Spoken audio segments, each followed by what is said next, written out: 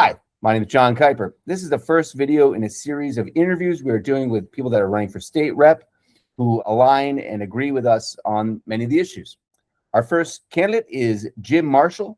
He is running for a state rep in Derry, which is Rockingham County District 13. Derry has 10 state reps, and they're currently all Republicans. So Jim is one of 10 Democrats and 14 Republicans who are running for a state rep in Derry this year. Jim is a husband, a father of two, and a lifelong software engineer. His campaign website is jimforderrynh.com, and it's full of insightful blog posts about education funding, our state's upside-down tax system, and the impacts on Derry residents. Let's go to the interview with Jim. Thanks for being here, Jim. We really have been trying to highlight the issues of public school funding, property taxes, and specifically the Republicans doing away with the interest and dividends tax. And it was something that we'd seen that you were also interested in, and that's why we wanted to sort of chat about all this stuff. For those who don't know, the interest and dividends tax was a tax implemented in New Hampshire in the 1920s, and it really mainly affected very wealthy individuals, millionaires. The Republicans started phasing it out 2 or 3 years ago, and it is fully been phased out now, and we are losing somewhere between 150 to $180 million a year because of this cut in revenue to the state. So, Jim, what motivated you to run for a state rep? Mainly, I mean, there are several things. I probably, like most people, was more interested in federal stuff than local for many years, and then in 22, the state started doing some things that I didn't like, so I started paying more attention to what was going on in Concord. And then I saw that they were doing away with this interest and dividends tax, which I had never heard of, and I never paid. So I looked into it, and I was like aghast that they were getting rid of this. Why get rid of that tax? And then there are several other things that they're doing, not funding the schools properly. Court cases, we've had court cases that have said that, and they still, instead of fixing it, they changed the definition of adequate.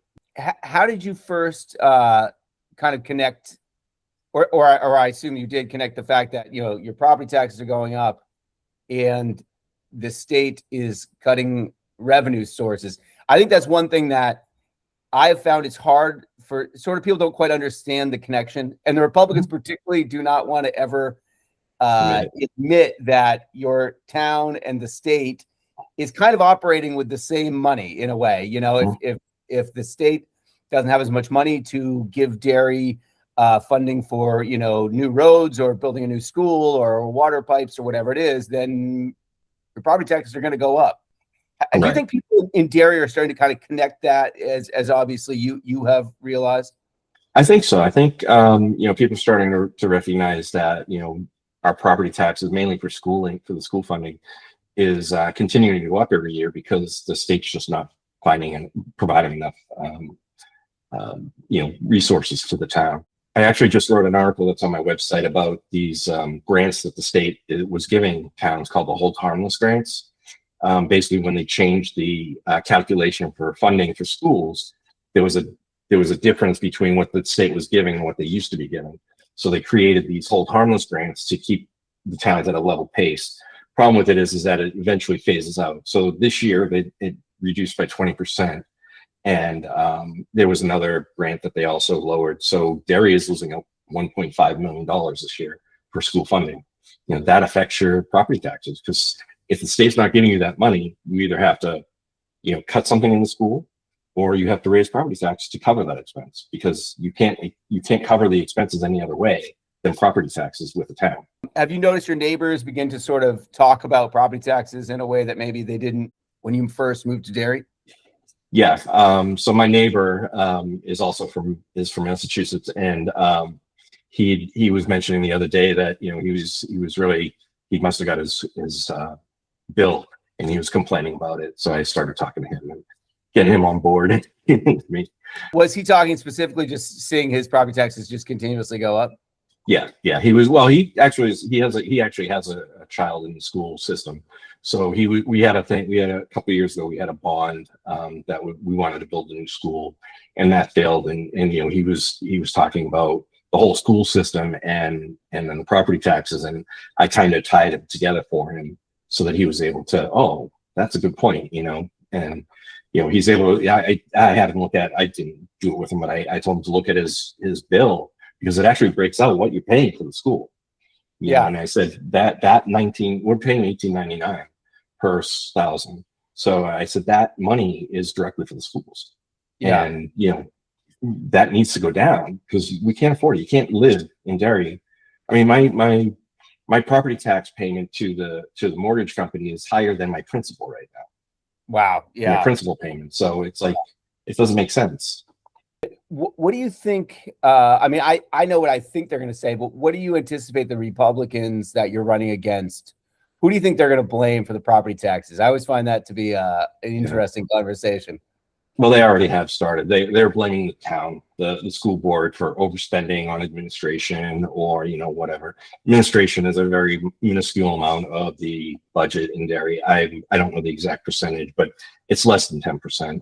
The vast majority of the money is going for like healthcare, pensions, heating schools, maintaining the buildings. Like I said, we voted for a new school, which they turned down.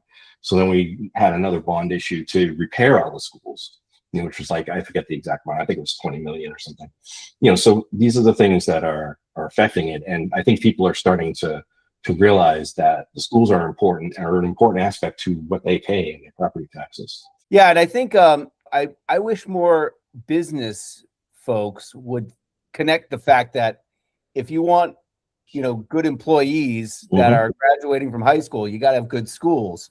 Exactly. So to me, there's like this, there should be, on the Republican side, a recognition that, there is this symbiotic relationship between education system and how well our economy does, vis-a-vis what jobs are available and what businesses want to move to New Hampshire.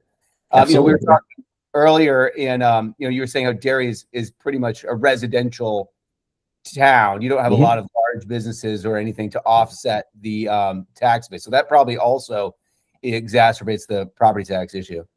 Oh, absolutely. When I was doing the research for the hold harmless grants, I came up to, I learned a new term called property poor town, which basically means you don't have any kind of industrialized base to tax.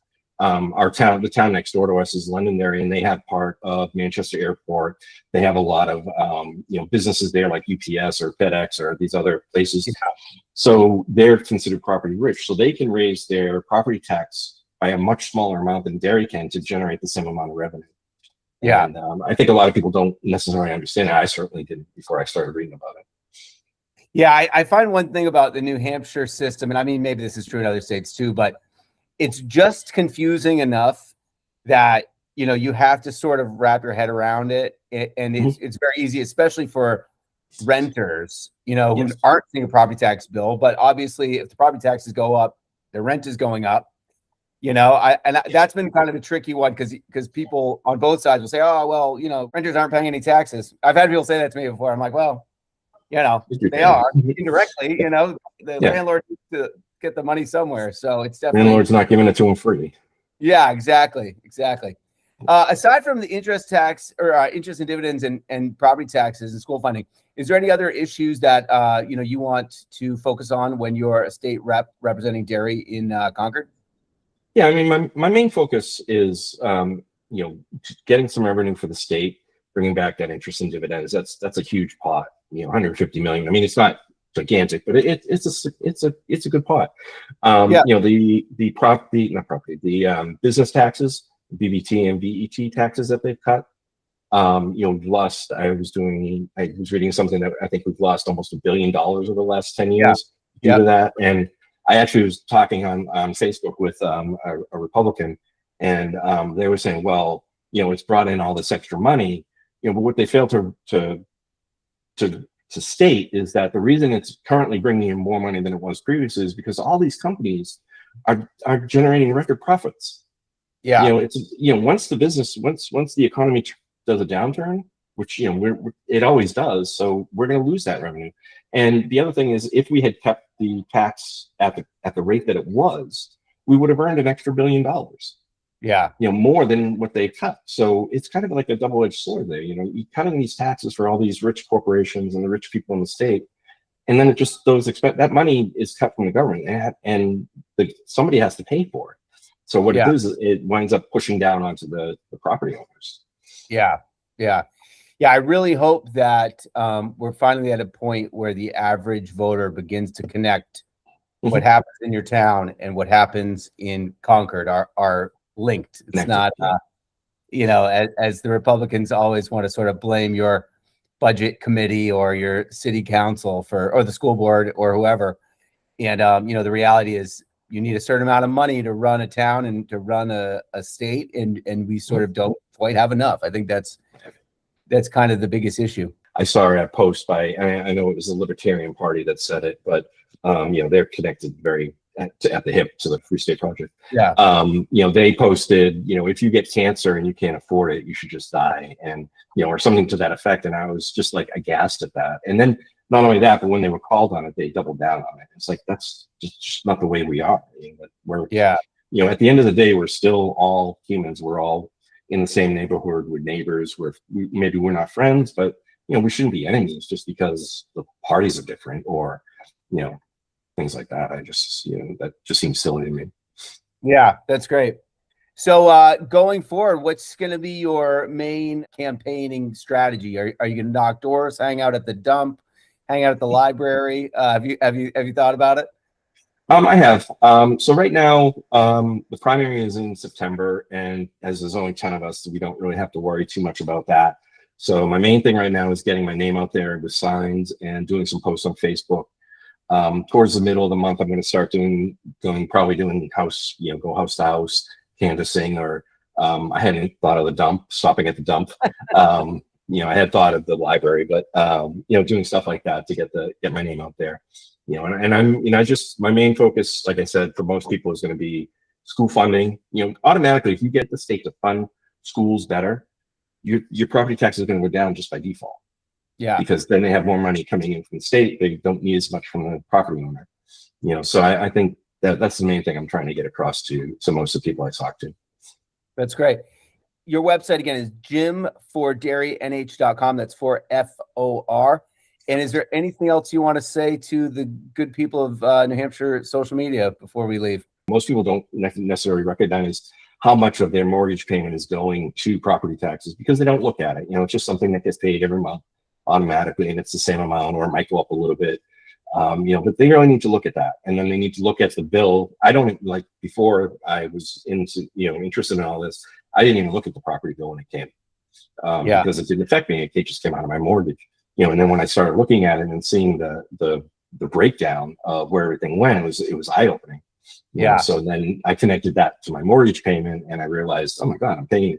My property taxes being withheld is higher than the actual principal payment for the mortgage. And I just kind of was like, what? So folks out there, have a look at your mortgage statements and your property taxes so that you understand what you're paying for and what the state is not paying for.